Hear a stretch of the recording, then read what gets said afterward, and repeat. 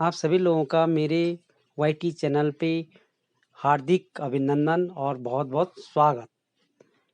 Video की screen पे जो देख पा रहे हैं आप, ये मिशन कोशिश के तहत अभ्यास पत्रक या वर्कशीट है।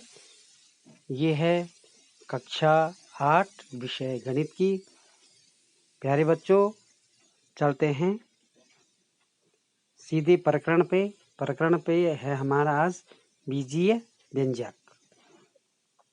पूर्व कक्षाओं में हम इन संबोधों से परिचित हैं। इस वर्कशीट में इन्हीं की पुनरावृत्ति करेंगे। चर, देखिए वेरिएबल्स इन्हें इंग्लिश में कहते हैं। बीजगणित में अंकों के साथ साथ राशियों के प्रदर्शन के लिए भी अक्षरों का भी प्रयोग किया जाता है, जिसका मान बदलता रहता है। इन राशियों को चर कहा जाता है। चर बीजगणितीय संख्याएं हैं। इन्हें a, b, c या p, q, r या x, y, z से प्रदर्शित किया जाता है। एक चर के विभिन्न मान हो सकते हैं। चरों की सहायता से विभिन्न संबंधों को व्यक्त किया जा सकता है। संख्याओं की तरह इन पर भी गणितीय संक्रियाएं, योग, व्यवकलन, गुणन और विभाजन की प्रक्रिया की जा सकती है, जैसे x+2 या x-5 या 3x, xy 5 इत्यादि। चर्चा करते हैं इस पे, फिर आगे बढ़ते हैं। प्यारे बच्चों, जानते हैं चर राशियां। चर राशियां वही राशियां होती हैं जिनका मान निश्चित नहीं होता है भाई। जिनका मान क्या होता है? बदलता रहता है। बदलता रहता या क्या होता है? मान क्या नहीं होता है? निश्चित नहीं होता है,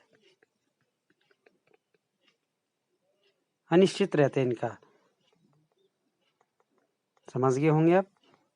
अब इनको हम या तो अल्फ़ाबेट में लिखेंगे या ABCD जिसको कहते हैं अल्फ़ाबेट, या पहले हमारे ज़माने में अ, आ, क, ख, अ, ब, स से चर राशियों को प्रदर्शित किया जाता था। अब देखिए चर राशियां क्या होती है, जैसे x या a, p, q, x, y, z, o, m, कुछ भी इनसे हम कुछ भी ज्ञात नहीं कर सकते। अज्ञात राशियां हैं, इनमें अज्ञात मान है। इनका मान अनिश्चित रहता है, कुछ भी हो सकता है। जैसे मैंने लिखा मेरे पास क्या है, x रुपये है भाई। क्या है? x रुपये। तो ये x के वैल्यू कुछ भी हो सकती है। 100 रुपये भी हो सकती है और 1,00,000 रुपये भी हो सकती है।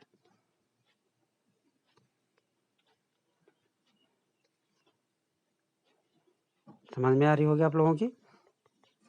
या और एक अन्य उदाहरण के माध्यम से चर को समझने की कोशिश करते हैं। चर राशियां क्या है? जैसे मैंने लिखा कि हमारे पास क्या है, x विद्यार्थी है, x स्टूडेंट है। तो x की वैल्यू क्या है? अनिश्चित है, कुछ भी हो सकता है।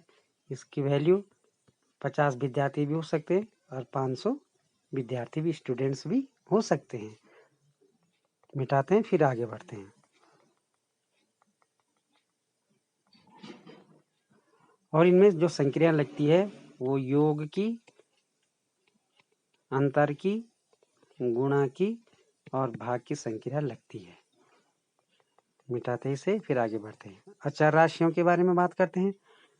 अचर राशियां वही राशियां जिनका मान कभी नहीं बदलता, अर्थात नियत रहता है, अचर कहलाती हैं। जैसे 1, 2, 3, 4, 50, 100, 500। देखिए भाई, अचर की बात करते हैं। ये क्या होते हैं? निश्चित मान रहता है इनका। पहले भी हम एक को एक ही कहा करते थे, आज भी और भविष्य में भी एक को एक ही कहेंगे हम। 5 पहले भी 5 था, आज भी 5 है और भविष्य में भी इसका मान 5 ही रहेगा। 5 को हम 5 ही कहेंगे या 5 रुपये ही कहेंगे। कहने का अर्थ ये है अचर का मान और माने नहीं चर बदलता रहता है। चर माने बदलना और माने नहीं, जिनका मान क्या रहता है, निश्चित रहता है या नियत रहता है या बदलता नहीं है, कांस्टेंट रहता है, बदलता नहीं है। मान क्या रहता है, निश्चित रहता है। जैसे हमने लिखा 15, तो 15 को 15 ही कहेंगे। हमारे पास मेरे पास 200 रुपये हैं तो 200 रुपये ही होंगे। ये नहीं कि अभी 200 रुपये और थोड़ी देर में इसका मान क्या हो गया, इसको हम 500 पढ़ेंगे, ऐसा नहीं होगा। 200 है तो 200 ही है। और हमारे पास इस सत्र में अगर 115 विद्यार्थी हैं तो 115 ही होंगे। अगर नई एडमिशन नहीं होते हैं तो 115 को 115 ही अंक कहेंगे। अगर 2 विद्यार्थी और आते हैं तो 117 होगा, तो 117 ही कहेंगे इसे। तो कहने का मतलब ये है प्यारे बच्चों, अचर राशियों का मान निश्चित रहता है, नियत रहता है, ये बदलता नहीं है। 1000 का रुपये का नोट है मेरे पास, ये 500 का नोट है, 2000 का है, तो वो हम कहीं भी चले जाए तो वो 2000 का ही रहेगा। अब चलते हैं गतिविधि पे।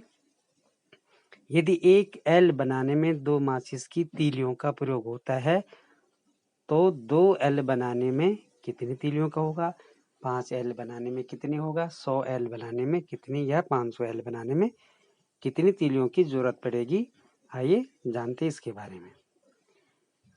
एक एल बनाने में भाई, एक एल बनाने में कितनी तीली लग रही है, 2 तीलियां। वो देखो कैसे, एक तीली ये है और एक तीली ये है, 2 तीलियां हैं, इसे हमें एल बनाना है। तो कैसे बनेगा, ये एक तीली इधर और एक तीली इधर करेंगे तो ये एल बन गया। एक एल बनाने में कितनी तीली लग रही है, 2। अब मैं कहूँगा अगर 5 एल बनाने हैं तो कितने लगेंगे, एक एल बनाने में कितनी, 2, तो 5 एल बनाने में 10 तीलियों की जरूरत पड़ेगी भाई। मिटाए तेजी से फिर आगे बढ़ते हैं। इसी तरह अगर मैं कहूँ कि एक एल बनाने में 2 तीली लग रही है, 2 तीलियां, तो 50 एल बनाने में कितनी तीलियों की जरूरत पड़ेगी। अब हमें पता है एक एल में 2 लग रही हैं तो 50 में कितने लगेंगी, 50 गुणा 2 बराबर 2 से 0, 5 दूनी 10, 100 तीलियों की जरूरत पड़ेगी। या 100 तीलियों से हम कितने एल बनाएंगे, 50 एल बनाएंगे। इसके लिए एक फॉर्मूला या सूत्र निकल के आया है। क्या आया हो, वो आया है, जो एल बनाया हमने उसके लिए क्या सूत्र निकल के आया है, वो आया है एल की वैल्यू निकालने के लिए कितने तीलियों की, एन इंटू एल। ये एल, एन क्या है, संख्या है, कितनी वैल्यू निकालनी है और ये कितनी तीलियां लगी।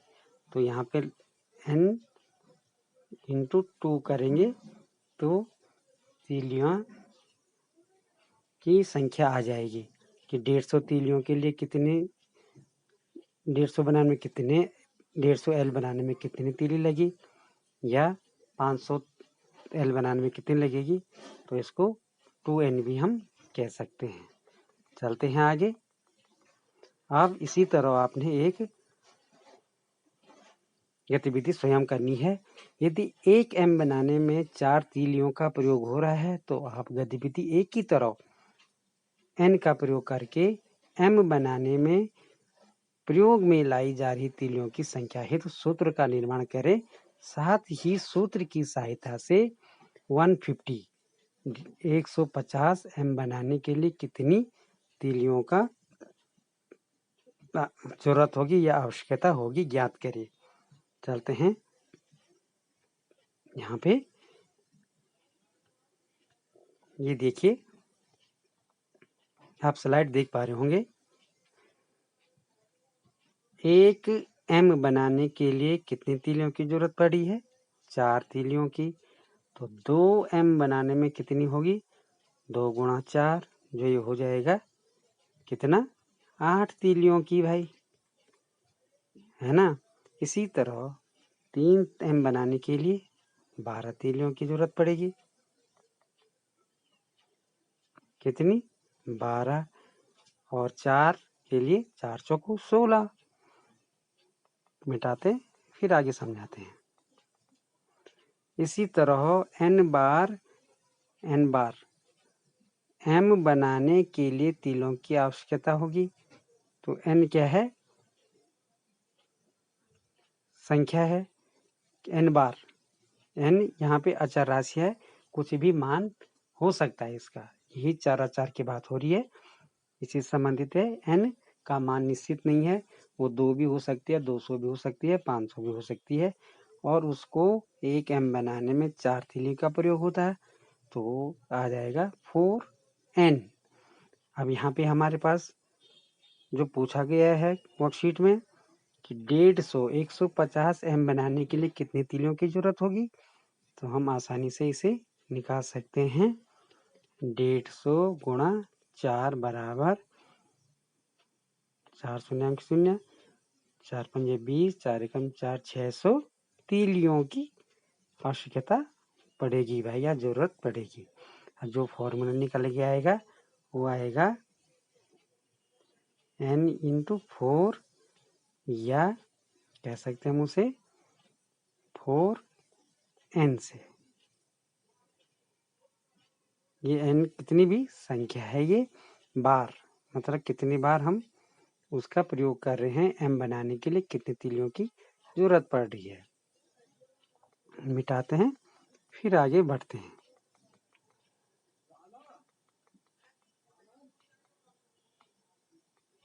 प्यारे बच्चों, आशा करता हूँ आप इसे अब भली भांति जान चुके होंगे। चलते हैं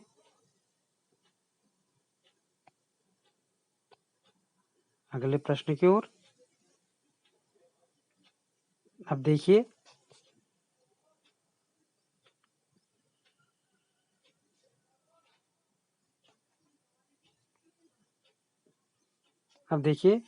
यहाँ पे एक और प्रश्न है, निम्न व्यंजकों में चर और अचर को पहचानिए। अभी मैं बता चुका हूँ चर क्या होते हैं। वो x y z a b c d, और अचर 1 2 3 4 100 500 1000 2000 25,000 1 लाख, ये अचर राशि हैं। तो इनमें जो हमारे पास प्रश्न दिया है, इसमें हमें X Y A B C चर राशियाँ और जो नंबर होते हैं हमारे पास, उनको हम अचर राशियाँ कहते हैं, और इसे छांटना है। आइए देखते हैं स्लाइड में।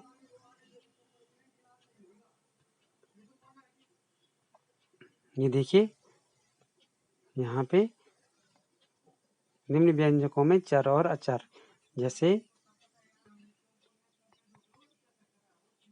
y+3 है, वो तो y+3 में चर है y और अचर है 3। इसी प्रकार सेकंड में 2x - 5 + 7y, इसमें चर पद है x और y, अचर पद है 2 एंड -5 एंड 7। इसी तरह थर्ड में देखिए 7 - 20 p, तो चर पद है p, अचर पद है 7 और -20। इसी तरह है चौथे में x/9, तो चर पद है x और अचर पद है 1/9।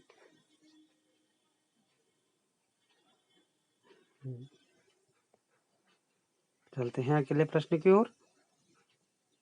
अगला प्रश्न है हमारे पास, प्यारे बच्चों, स्क्रीन पे जो वर्कशीट आप देख पा रहे हैं, इसमें देखिए क्वेश्चन नंबर 2 है, निम्न व्यंजकों को बनाने में प्रयुक्त संक्रियाओं को पहचानिए। यह भी बताइए कि ये व्यंजक किस प्रकार बनाए गए हैं। लिखा है 2y + 17, या सेकंड है, इसमें देखा 7x और दे रखा है अगला y बटे 5 ऋण 1 और अगली दे रखे संख्या समीकरण 2x square minus y plus 5। आइए इसको समझते हैं। ये देखिए यहाँ पे स्क्रीन पे आप स्लाइड देख रहे होंगे 2y प्लस 17। तो इसमें हमें क्या करना है, संक्रिया पहचाननी है, मतलब जोड़ की है, अंतर की है, गुणा की है या भाग की संक्रिया है, ये हमको इसमें क्या करना है, पहचान करना है। अब देखिए यहाँ पे लिखा है 2y प्लस 17, तो 2 गुणा y, यहाँ पे क्या करेंगे हम, जहाँ पे इसके बीच में कोई चिन्ह नहीं है तो इसमें चिन्ह लगेगा गुणे का। क्या लगेगा, गुणा का। तो 2 इंटू वाई भी कर सकते हम, 2 गुणा वाई। समझ गए होंगे इतना। तो 2 गुणा वाई धन 17 इस तरह लिखेंगे। पर जो संक्रिया यूज हो रही है, हमारे प्रयोग हो रही है, वो हो रही है गुणा की। कहाँ पे, गुणा की कहाँ पे हो रही है, 2y में हो रही है, 2 गुणा y। तो यहाँ पे गुणा की संक्रिया है। साथ में 2y प्लस 17, तो यहाँ पे जोड़ की संक्रिया भी हो रही है। तो इसमें कौन कौन सी संक्रिया हुई, इसमें गुणा और योग की संक्रिया हुई। यह व्यंजक बनाने की प्रक्रिया जो रही, यह व्यंजक y के 2 गुने से 2y है, तो यह व्यंजक y के 2 गुने में 17 जोड़ने पर प्राप्त हुआ। इसी तरह एक और स्लाइड है,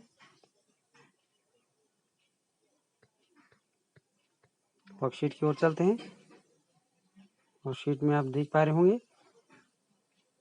इसी तरह प्यारे बच्चों, आपने भी इनको ऐसे ही हल करना है।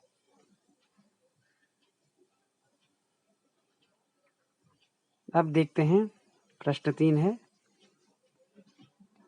y एवं 4 y एवं 4 का x एवं 4 का प्रयोग करके व्यंजक बनाइए। प्रत्येक व्यंजक में x अवश्य आना चाहिए। इसके लिए देखते हैं वीडियो की वर्कशीट में, स्क्रीन पे देखिए आप लोग।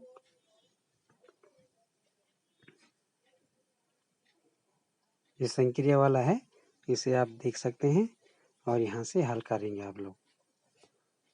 देखिए यहाँ पे स्लाइड है, x एवं 4 का प्रयोग या x एवं 4 का प्रयोग करके व्यंजक बनाए। प्रत्येक व्यंजक में x अवश्य आना चाहिए। तो व्यंजक लिखा हमने x प्लस 4, देख पा रहे होंगे आप, x plus 4, x minus 4, x into 4 into x divide by 4 या x अपॉन 4। इस तरह से हम संक्रियाएं का प्रयोग करके क्या करेंगे, व्यंजक बनाएंगे। आशा करता हूं आप इसे समझ गए होंगे। चलते हैं अगले प्रश्न की ओर। अगला प्रश्न जो वर्कशीट में है, ये है गतिविधि नंबर 2 भाई। गतिविधि 2, एक्टिविटी नंबर 2। यहाँ पे देख पा रहे होंगे आप, मिटाते हैं। यहाँ पे आप देख रहे होंगे अच्छे से। ये यहाँ पे देखिए आप लोग, यहाँ पे एक बॉक्स बना है, इसके अंदर चर और अचर पद रखे गए हैं। x y ऋण x square y 2xy minus 5 3x square ऋण 5y 2 और 3 वाई क्यूब एक्स। तो ये दिए गए जो बॉक्स के अंदर बैग के अंदर चर और अचर राशियां या पद दिए हुए हैं, इनको अलग अलग क्या करना हमने करना है। और सेकंड जो इसमें है, इनमें से किन्हीं भी दो पदों को जोड़कर 10 व्यंजक बनाना है। और याद रहे, ध्यान रहे कि पुनरावृत्ति न हो और एक बीजीय पद को भी अवश्य ले। मिटाते से फिर आगे बढ़ते। आइए देखते हैं।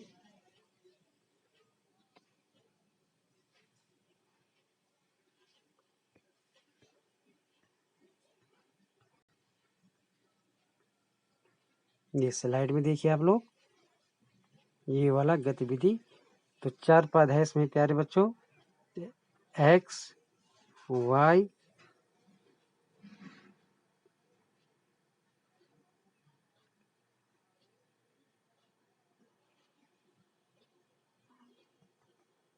चार पद क्या क्या है, X, Y, X square Y, 2xy, 3x Y square, ऋण 5y और 3y स्क्वायर या 3y की घात 2x।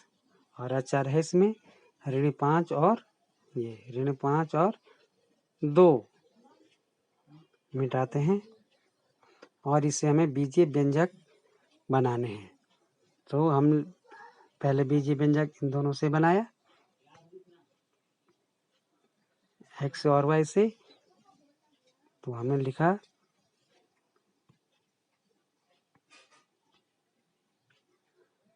एक्स प्लस वाई, एक व्यंजक बना।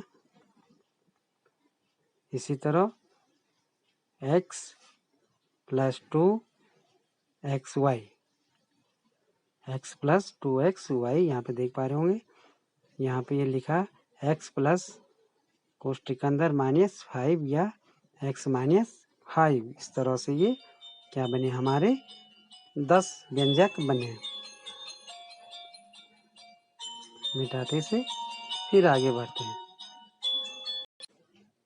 प्यारे बच्चों, इस तरह से आप समझ गए होंगे इसे। अगला चलते हैं, एक पद के गुणनखंड पेड़ आरेख द्वारा प्रदर्शन। यहाँ पे आप देख रहे होंगे,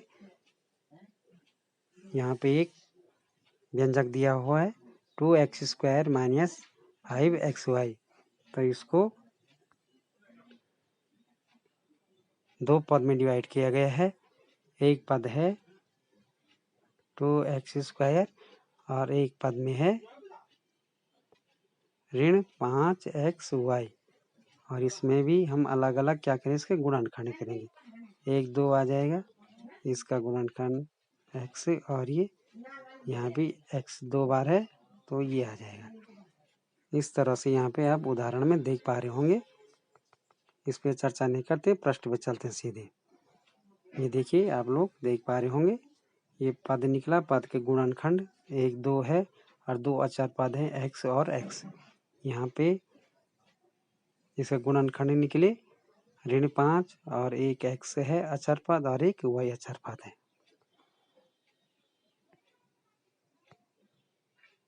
चलते हैं प्रश्न की ओर।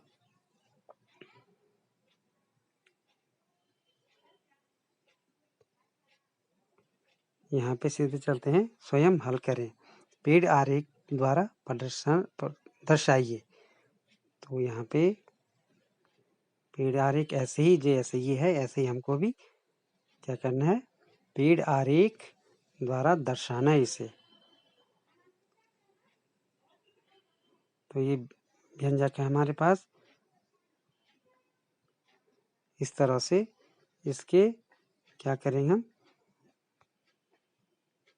इस व्यंजक को लिखेंगे। ये व्यंजक होगा 1 + y + y³। ये स्लाइड में देख पा रहे होंगे आप, ये एक व्यंजक लिखा हमने x + y + y³ और इसके पद आगे यहाँ पे ये पद आया, यहाँ पे 1, यहाँ पे आया y दूसरा पद और तीसरा पद है वाई क्यू। अब इसको हमने गुणनखंड के रूप में लिखा तो गुणनखंड में आया 1 का 1, ये वाई का वाई आया, ये वाई क्यू था यहाँ पे, इसके 3 अचार पद निकल गए, वाई वाई और वाई। मिटाते हैं फिर आगे बढ़ते हैं। इसी तरह प्यारे बच्चों हम निकाल सकते हैं 5x माइनस 3y² के। ये व्यंजक है हमारे पास, इसमें हम पद में लिखेंगे। पहले से पहला पद आ जाएगा हमारा 5x और दूसरा पद आ जाएगा हमारा ऋण 3y² माइनस 3y²। इसको फिर गुणनखंड करेंगे हमें इसका, यहाँ पे 5 आ जाएगा, यहाँ पे x आ जाएगा, इसके गुणनखंड करेंगे हम तो ऋण 3 आ जाएगा एक गुणनखंड, और ये अचर पद y और y 2 बार है तो ये y। इस तरह से प्यारे बच्चों आपने ये अन्य प्रश्नों को भी हल करना है। आशा करता हूँ आप अब भली भांति समझ चुके होंगे। आइए इसमें सेकंड देखते हैं। निम्न में उन पदों के संख्यात्मक गुणांक लिखिए जो अचर न हो। जो अचर न हो भाई, उनका संख्यात्मक मान लिखना है। अचर न हो मतलब जो चर हैं, यहाँ पे दे रखा है x + x² - 1। सेकंड दे रखा है -p² q² + 3 - 2pq। इसी तरह आगे है थर्ड एंड फोर्थ।